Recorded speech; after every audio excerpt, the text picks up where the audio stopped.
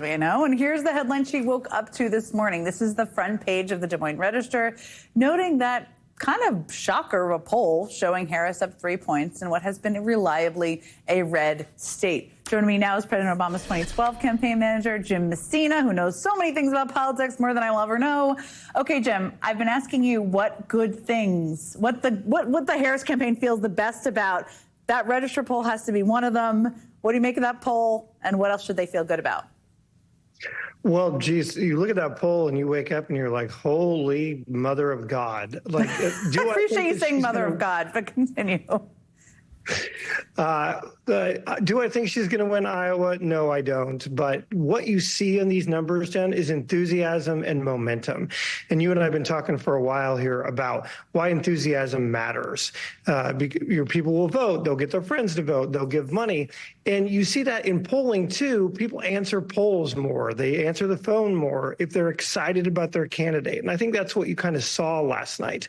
You also see this surge at the end for Harris. You mostly see it, and this is the thing I'm most excited about, put aside the Iowa poll for a second, is the ground game. When it was the Biden campaign, then it was the Harris campaign. Campaign chair Jen O'Malley Dillon, who you and I know very well, built the largest political operation in the history of American politics for this weekend to turn out votes.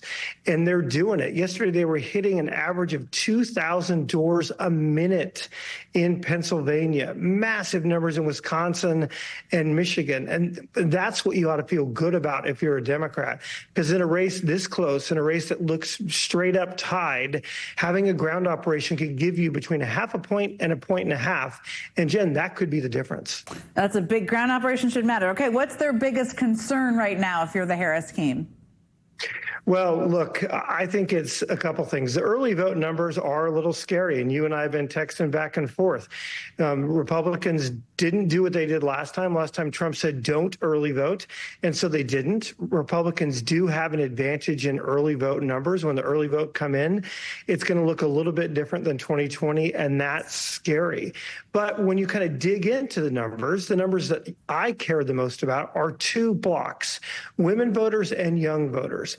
And those two voting blocks are coming big, Jen. Women voters make up 55% of the early voters. And in the past 10 days, young voters in these battleground states are coming out in what looks to be, for early vote, historic numbers. And that makes the Harris campaign very, very happy.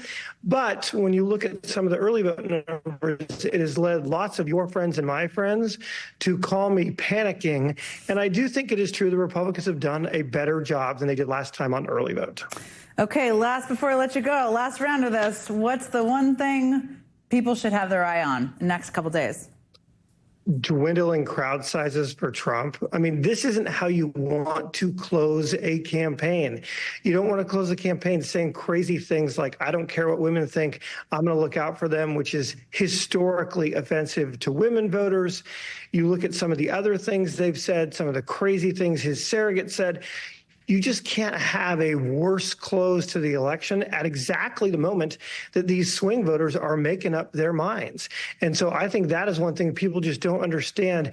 We've seen crazy Trump comments for a very long time, Jen, but they're especially important now as people make up their minds.